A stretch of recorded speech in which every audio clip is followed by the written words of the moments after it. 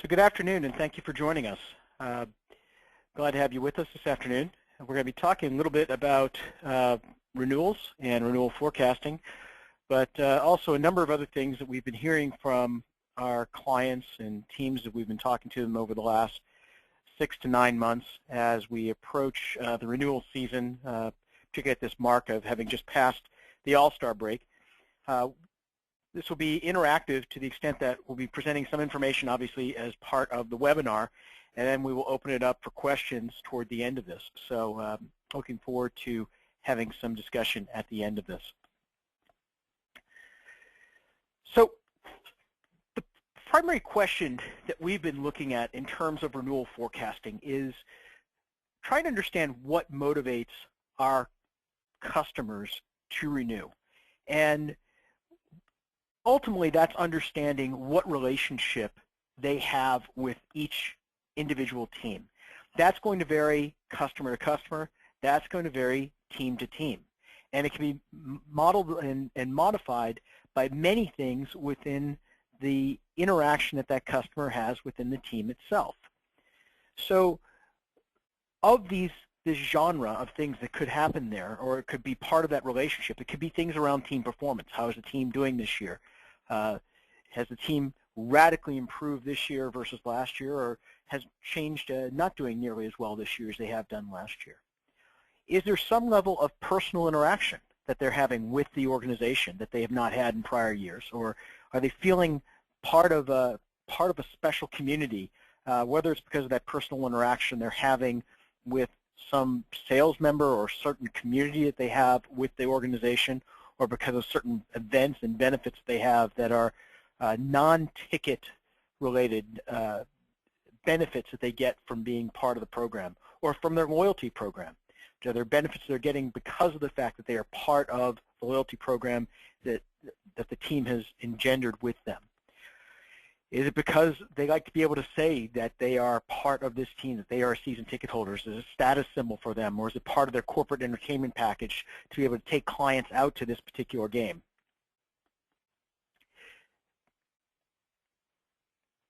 So part of this has all been, and many other things, can actually motivate a particular plan holder to try and determine what their renewal, what their ultimate renewal model or incentive might be.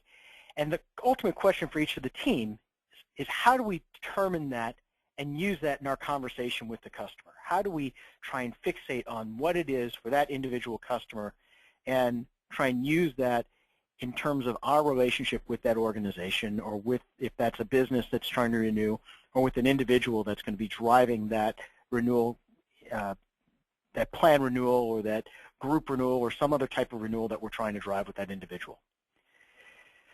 So what are the challenges? There are a number of things that are happening.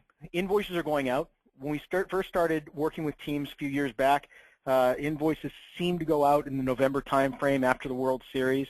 People took a deep breath after the postseason and then started focusing on this in the November timeframe.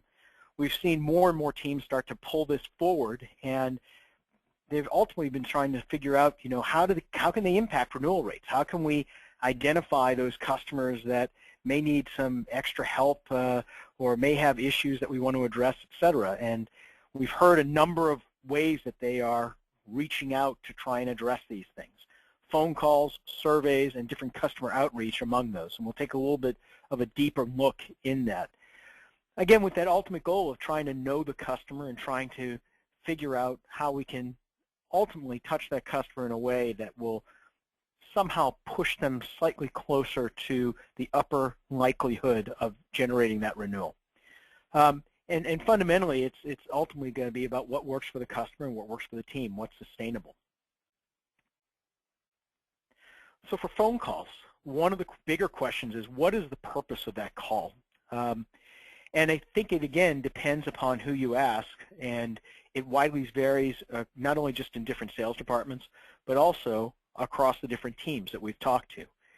For some people, this is just making that contact with the individual ticket holder, letting them know that they're important, and that the fact that they're spending money with the team and they have that relationship with the team, that they are important. From that, it's certainly trying to take it one step further. Can we close the deal on the call? Can we get them to make some level of a commitment? If we can't, is there an ability to identify and address any objections that the customer may have? For example, maybe this is a proper time to identify that the customer doesn't like their seat location and wants to be considered for a seat upgrade or change in location, either when select a seat happens or if possible, some teams have started to identify that maybe they could even do that before that process were to come available if they had locations available at that point. What we're also hearing is, and we'll talk about this throughout this presentation, is there a way through that conversation that individuals will be able to determine the likelihood of that person to renew? Ultimately driving down to, is this person at the lower end of the scale? Are they 25%? Are they 50%? Are they 75% more likely to renew, less likely to renew? What can I determine from my conversation with this person? You know, are they close, or do they have so many objections, either because of personal situation or other things, that I really don't think that this is likely to renew, and we can end up using that information in other ways. Now, what are the challenges around this? Well, again, that's going to depend on team to team. Some teams have become very sophisticated with this and have kind of a well-oiled machine, and some teams seem to be struggling a little bit more. We've heard is it's ultimately about getting the right information to the right person. Who in the organization has that relationship? Is it their account rep, and maybe has that account rep left? Is there someone else that's picked up that relationship? So how do we identify that, and how do we make sure that that's assigned properly? How have we pulled the list? And then what do we get to people? We've heard from some teams that what they actually do is the reps would actually like to have a copy of the invoice so that they can look at it and see exactly what was invoiced, the exact amounts, et cetera, and be able to call right off of that. Other people are saying, hey, we're relying on renewal scores that we're deriving either from Turnkey or from Live Analytics or from different sources. Or some teams have actually gone as far as to actually start deriving their own renewal scores or import data from other third-party sources. So trying to assimilate this information, we'll be talking about this assimilation throughout, of trying to pull all of this information together. So how do we get all this information, and how do we make sure that the reps are able to focus on the right group of people so that they're not calling on people that have already paid or people that have already made the decision to cancel, so that this is updated and that they're focused on the people that are likely to renew or most likely to renew or most unlikely to renew in the case of a risk score at the beginning of the cycle, so that we can start to handle those objections. Now, obviously, these phone calls are going to be very different based on where we are in the sales cycle.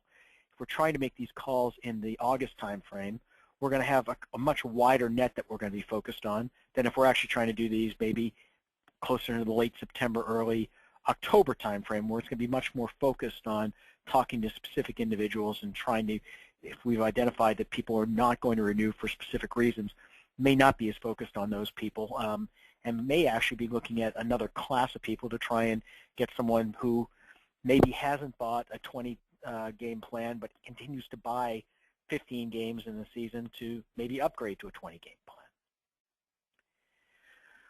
We've heard a lot about surveys, and there are a variety of different surveys that teams are trying, not just customer appreciation or season ticket surveys, et cetera. One of the challenges we've heard is that there's a question ultimately around how many people respond. Ranges have said anywhere in the ballpark of 20%, some a little bit higher, some a little bit lower. And that response rate can certainly be driven by incentives, getting a signed ball, getting access to an event, et cetera. But that can also skew some of the results. So it begins to beg the question of what does a response really mean? And is the response really driven by the fact that they wanted the incentive much more so than they wanted to really respond to what the survey was? So there's a little bit of question in there as to what the survey is ultimately telling us. Net, in talking to a number of different teams, what we're hearing is that surveys, when used to complete customer profile data, can be very helpful on a couple of levels. First off, it helps to basically fill out that profile and understand what's motivating this customer, what they like, what they don't like, and what we could use as a way of targeting that customer or interacting with that customer on a going forward basis. On the other hand, there's a challenge because a lot of this survey data is not really well formed, and it's a question of how that data gets used. Does it just sit in Excel or in an Access database or something like that somewhere, or in a printed version? Or is that actually able to be used in a report or in a marketing campaign to drive something? Are people able to build lists off of it to segment customers? Are we ultimately able to put that either into a data mart or into CRM or into some form where we could leverage that to either build out the profile in a place where a rep can see it, and maybe target people using that data? And that's been the fundamental challenge with some of the survey data because of its unstructured nature. And finally, customer outreach. And part of the customer outreach, particularly if we're talking about reaching out to customers now and thinking about the renewal cycle now, just after the end of the half of the season as we're coming out of the All-Star break, what can we do now to address these objections? And a lot of that is going to be around talking to customers, identifying who might be at risk, looking at them, and then starting to see what kind of interaction could we have with these individuals that might be able to address what they're actually going through. So, for example, could we go and meet with them in their seats, talk to them, maybe invite them to a batting practice or to some type of a special event? If you understand they have kids and there's a kids event at the park, to be able to get them invited to that or get them involved in that, to give them some level of interaction that maybe they haven't had, that starts to build that community, to build that experience that they have, that would ultimately generate that loyalty or bring that relationship back to the team, so that their relationship in terms of being just a ticket buyer begins to be perceived as something greater than just the value of the tickets and being able to attend the game. Maybe it becomes a proactive call campaign for those people who aren't attending. There are a number of NBA teams that actually do this, and even some hockey teams that have started to look at people that have not attended for a couple of games and try to reach out to them to see if there's something that they could do to bring them back in, to bring them back into the fold, to see if there's an issue there. Maybe there was something wrong with their seats, or maybe there was something where they could try and address an issue to or handle an objection that might increase that attendance rate. Because many teams have told us across the different sports franchises that attendance is one of the key motivators in terms of overall renewal rates. And finally, we've talked a little about these benefits and events in terms of overall building long-term loyalty. So a lot of things that can be done, and a lot of things that are challenging because of the fact that there's so much that could be done and so many things that could be motivating and could be beneficial, but it's not always easy to pull it all into one place. And at this point, we're going to talk a little bit about these renewal tools and what might actually be possible in terms of working with these and what tools are available to the teams. So I'm going to turn it over to Curran and let him pick up the mantle from here. Thank you very much. As Richard was saying, talking a little bit about the tools that we have.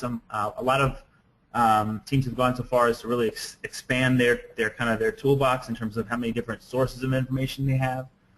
Certainly, everybody has a core set. Ticketing systems, in particular, are kind of the base that we all have. Understanding purchases, attendance, if that data is coming through correctly, and then who's canceling, who's paid, and so forth. But there's certainly a lot of other tools out there. Some are internal, whether it's internally conducted surveys or perhaps internal renewal forecasting. And then there's obviously a lot of external tools out there as well, coming through in different ways. But having all of that data sometimes can be self-defeating. I mean, if you have too much information all over the place, it's not specific, you can't narrow it down, it's hard to understand exactly what you have and how to use it. And the first step is always gathering that information, but that doesn't do it for you. You have to move to the next step, which is kind of paring it down to a usable amount of information, and then putting it in a central place, understanding it so that you can actually act on it. You can actually use it. You know what the data is telling you.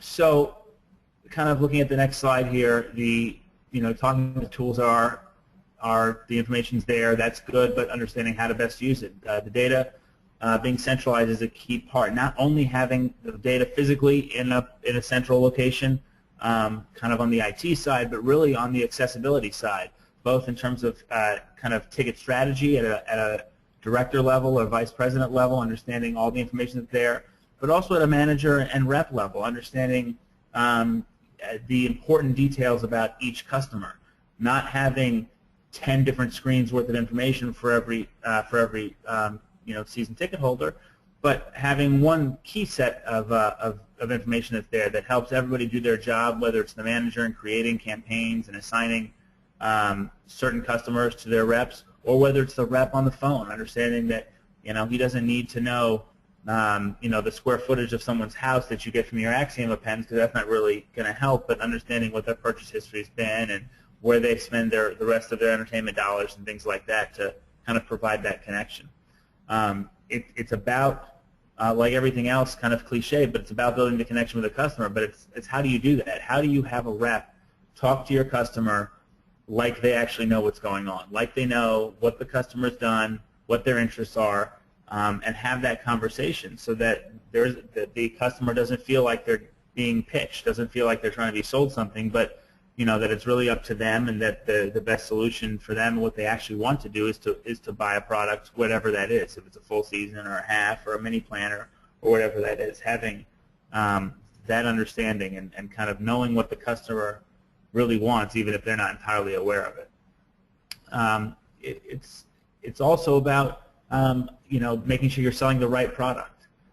So we look at this. The simplification of the process shouldn't just be all of the information that's out there, cram it into one place, give it to the rep, and then have them figure it out. It should be simple. It should be minimal effort on everyone's part. The system should be working for you, for us, and not the other way around. Making sure that you understand the customer so that you know what they want. If someone always comes to games on Sundays, they always buy tickets for Sundays, they've never bought a plan, but they always show up, don't try and sell them a Saturday plan. I mean, it seems kind of simple, but it's not always the easiest thing to do. But it is a possibility. It is something that we've started doing with a couple of our clients. You start to see that more targeted approach, that understanding really what the customer wants. I personally have seen a few examples where you have customers who always buy a Wednesday or Thursday night game, but don't realize that's what they're doing. It just happens to be the time they always go. And you can kind of focus those pitches, and you can address that with customers, and success rates certainly increase. And that this here, matching customer purchases with product offerings, that's kind of what I'm talking about. Know what you're selling, but it also works in reverse.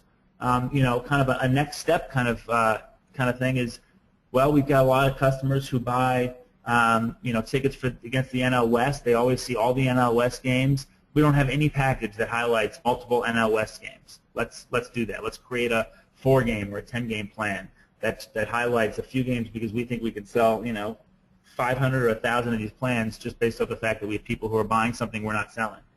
And then forecasting, of course, very important. Understanding what the customer's buying, what they're likely to buy, what direction they're going. Are they attending all the games? Do you have a 10-game person who shows to every game and buys a few extra, individual games throughout the course of the year? Are they a candidate for a 20-game? And being able to project outwards both on an individual customer level, and then, of course, also on an entire level of the whole fan base, and understanding what your kind of goals could be and what realistically you can achieve. So I think that's kind of the general kind of overview of it. It is about understanding all of the data. But it's about understanding what you have and being able to use it. We can't expect everybody to go through all the information all the time. So coming up with intelligent systems to pair a product with a customer, and vice versa, the customer with the product, and understanding that what they need, what the customer needs, and being able to drive that. Thank you, Curran. So I think we've thrown a whole lot of information out, and it seems like we've gone very broad in terms of what's out there and what's available, and how complex this could possibly be with all the various data tools and various data sets and what we might end up trying to use to wrangle this whole renewal problem. So to try and bring this back into some semblance of what's actually possible and to try and take a crawl, walk, run approach to this, I'm going to present what we've been doing with a number of our teams, and we've actually taken this crawl, walk, run approach with them over the last several years. So the very first step that we took around this was a very basic solution where wasn't trying to be very complex, but the goal was to look at what was being renewed, so what was being invoiced out of the ticketing system, and to generate, in one case, sales opportunities, and for some other cases, initially it started out as Excel just for some reporting, but ultimately became sales opportunities. Some manual export of this, so it could, ideas that the process could be implemented depending upon where your CRM solution is and what you're actually using and what structure and functionality you actually have in place. But to export the data out, there would be one opportunity created per account. Some teams have actually said maybe we want to separate out our full seasons from our partials, or even separate out Flex and Mini. But ultimately one per account or per patron, and then have all the products be one per plan. That gives them the ability to then go and look at this and to start managing this. So they can be, we can pull out the reps, we can get these things assigned and give people a summary of that data, a roll-up of that data, so that when they're starting to make their calls, what they have in CRM is a direct reflection of what they have invoiced. So the opportunities would be associated with that customer and with that rep. And the rep, as they're making those calls, will have that information. They can put in some forecasting within CRM, and we can have some reporting coming out of CRM that would provide this forecasting. I mentioned that there are a couple of different versions of this.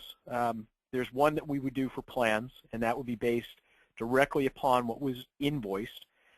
What we also started looking at is, would it make sense to take a look at things that weren't necessarily invoiced, but where we could look at prior buying behavior as a forecast of potential future purchase history.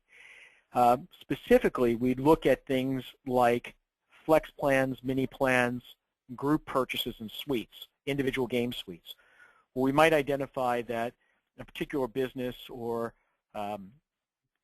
Boy Scout troop, etc., for groups, or a particular organization, business or individual, had come to 3 games, had purchased 35 tickets if it's a group, had purchased maybe 2 suites if it was an individual game, individual suite buyer over the course of the last season. They're probably not going to buy to the exact same games.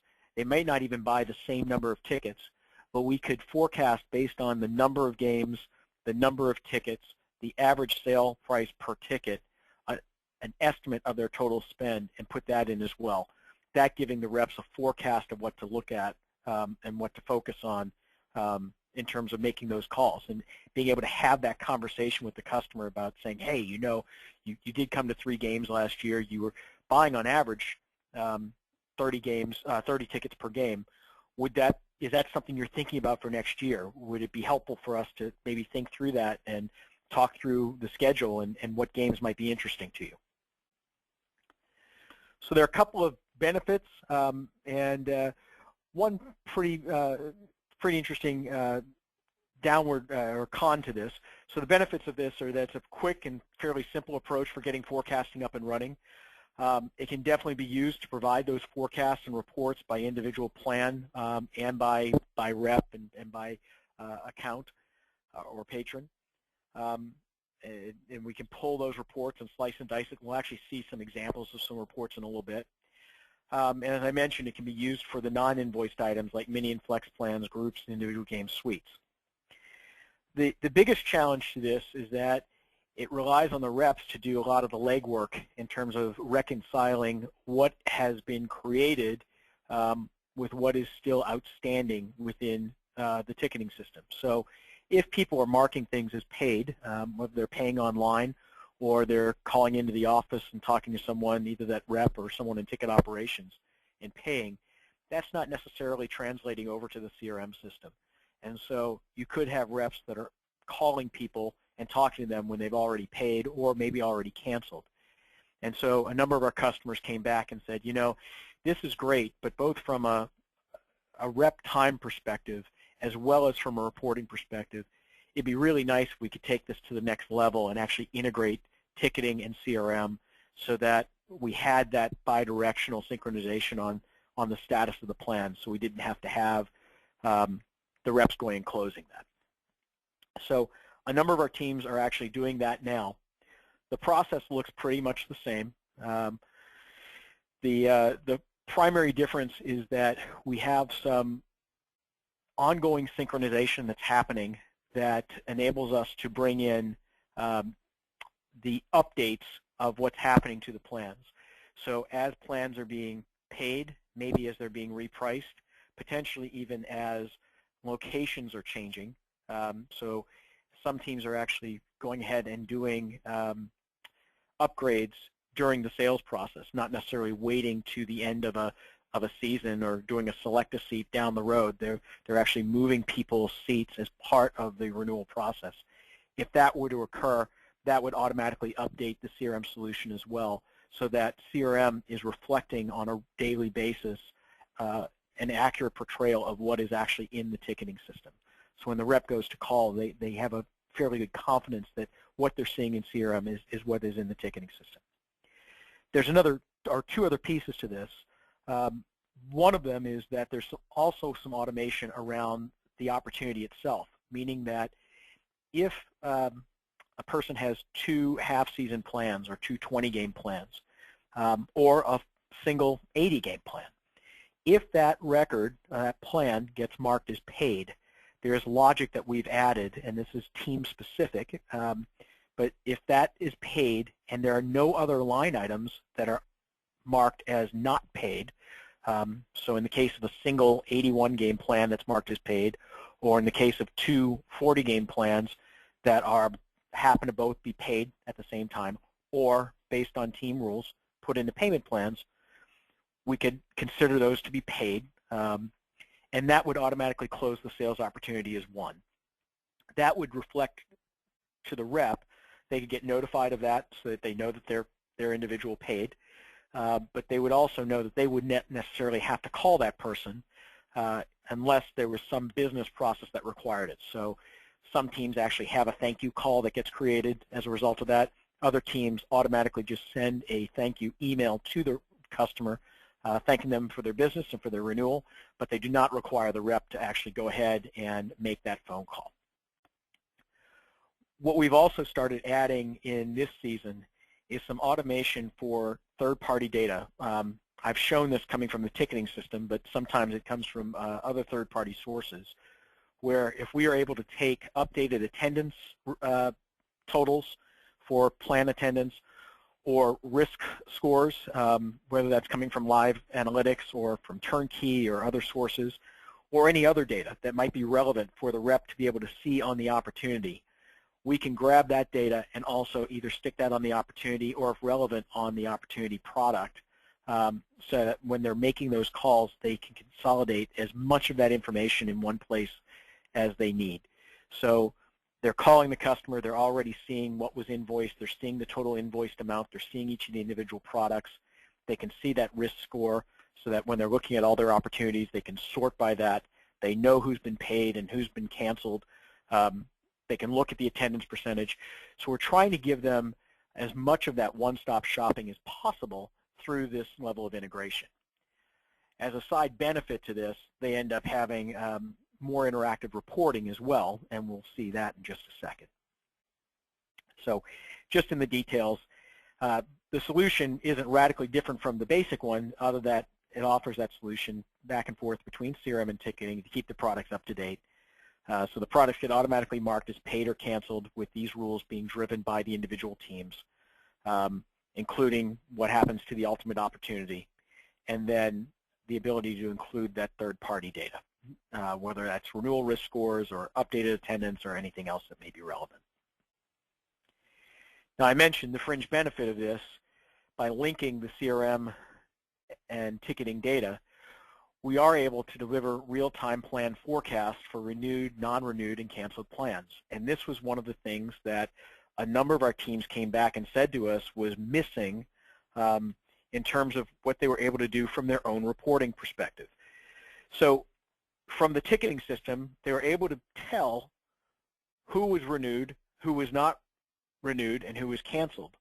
But they weren't necessarily able to get, for those who had not renewed yet or who had not paid yet, any type of a forecast or purchase likelihood at a plan level or at an account level or patron level, any kind of an understanding, percentage-wise or however they wanted to slice and dice that data, because there was no place really to put that into the ticketing system. So by having this in CRM, we could get that forecasting data, and we'll see this in the reports in just a second, so that they could start to look at the non-renewed plans and start to segment them into those buckets of what they think was likely to renew versus less likely to renew. That also enabled them to go and analyze that data by rep, by plan type, a lot of what they were doing already, but also by maybe other things that they hadn't done in the past, by looking down and drilling down by buyer type, account type, by renewal risk score, and we've been able to look at some of these other third-party pieces of data or derived data that we could pull in so that they could segment by that. The goal of this was to try and start to see what was working and what wasn't. We haven't talked much about touch points and benefits other than to mention that that might be part of a customer outreach. Some of our customers are actually saying, hey, when we start to slice and dice this data, I want to look at this in terms of these renewal percentages, in terms of the total number of interactions or touch points and benefits that somebody had over the course of the season, or the total number of events that they attended over the course of the season, to try and see if there's a correlation there. I'd like to know if they responded to the survey and if there was a correlation there. So we're starting to look at bringing more and more of those elements into this so that as they're doing this analysis and the reporting, they have that to be able to pull on. And ultimately, the goal of this is to be able to give that drill-through insight, to be able to see, obviously, what's working and what's not, but also to give that insight into who is at risk, and from looking at who is at risk, what can we do to target those people and to try and determine what those objections are. So in the next several weeks, while those people may still be attending games, can we talk to them? Can we build some loyalty? Can we have that conversation with them that maybe brings them back into the fold? Or, on the flip side, are there other people that we should be talking to that may turn this around, that might be people that would upgrade their seats or have another conversation with them that would get them into another type of a relationship with the organization, with the team?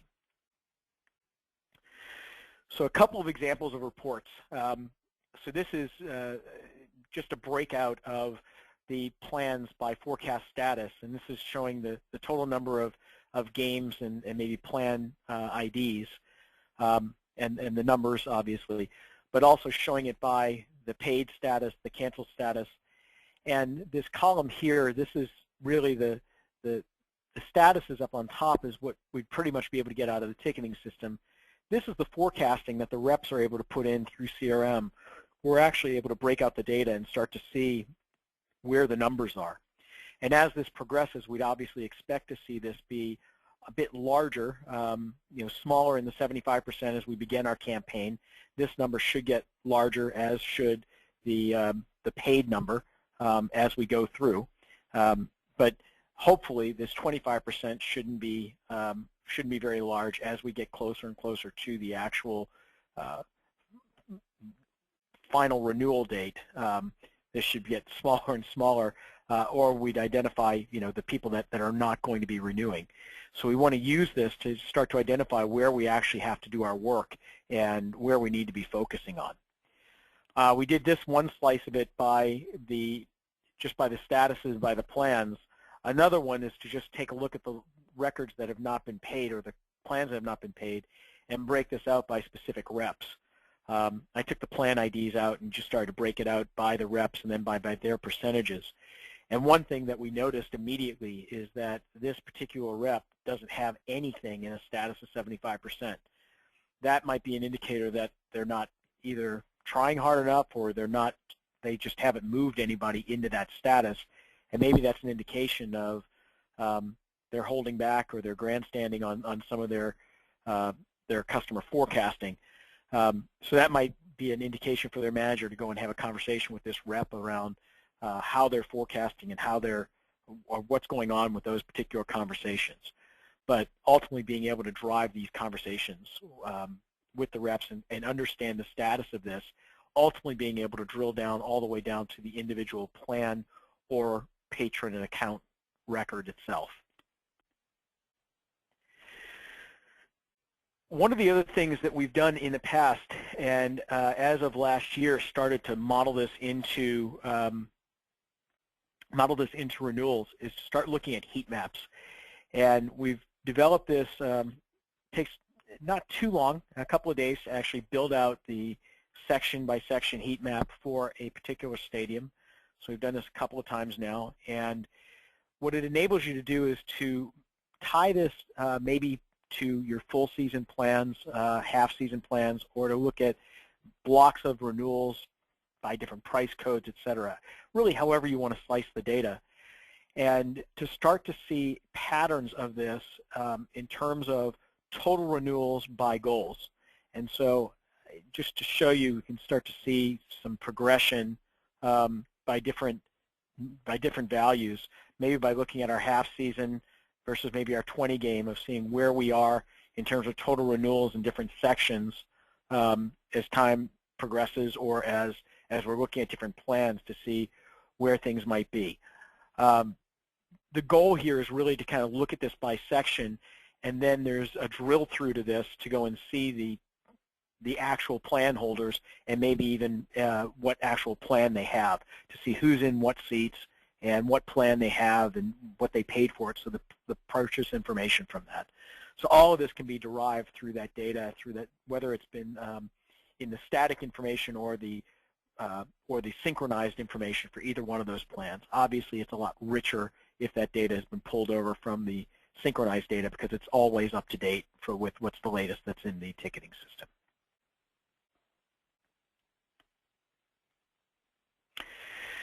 So what else? In addition to maybe looking at the renewals and really managing those renewals and trying to put the opportunities in the hands of the reps with all that information, the biggest piece that we're hearing from customers is to start to try and do some proactive interaction management, which means it's beyond just pure activity management, beyond just emails and phone calls and things like that, but to start to track in CRM what benefits have been given out to a customer, meaning specifically how many times have we given them a scoreboard message, how many times have we given them a gift bag, access to batting practice, a seat upgrade, or any other item that we might consider a benefit or a memory or some special experience within the framework of our relationship with them. We're also tying this into events.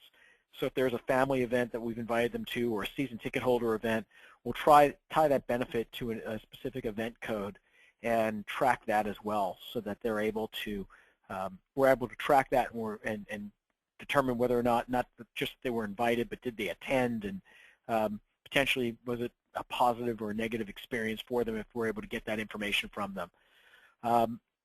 Touch points are a little bit different in that we might invite somebody, or we're tracking usually in a benefit that we're giving them something or inviting them to something, where a touch point is more of a one-to-one interaction between a rep and an individual.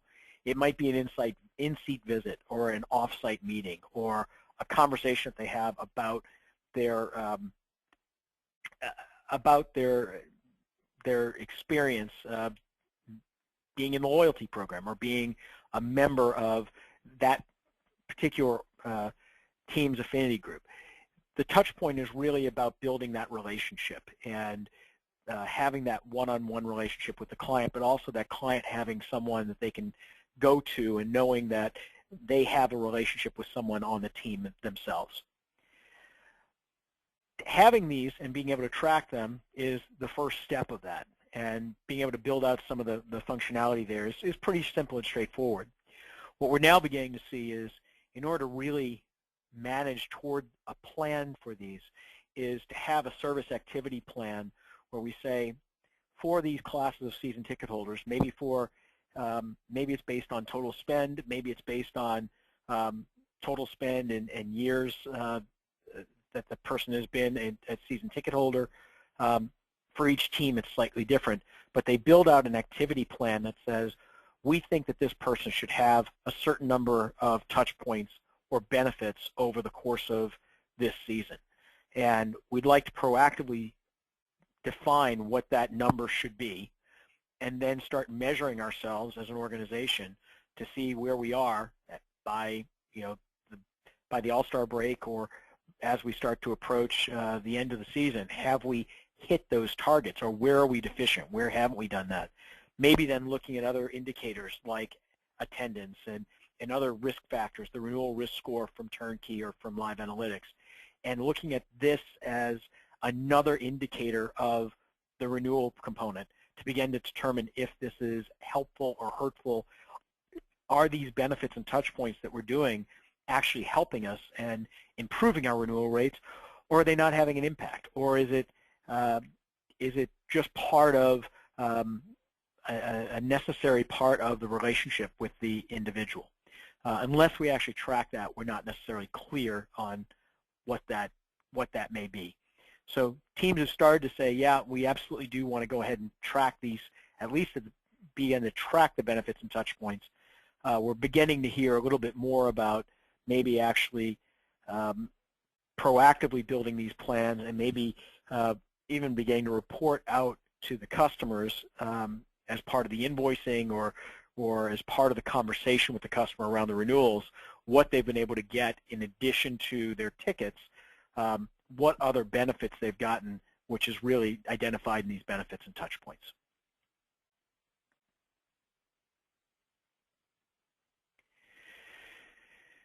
So we've tried to present in this a little bit of what we've seen as the problem and some of the tools, as well as what we're seeing from our existing customers and how they're approaching this problem and part of their solution. What we love to do is to try and understand what may be important to your team and how we might be able to help you. We're providing our contact information. If you do have questions, we would love to hear from you and would be open to a conversation around any of the details of this, as well as to get out a copy of this presentation. So please feel free to reach out to us. And I'll just mention that we have a couple of other webinars that are coming up over the next few weeks. We'll be sending out reminders on those as well. But if you have any other questions about those or anything else, please do not hesitate to reach out to us.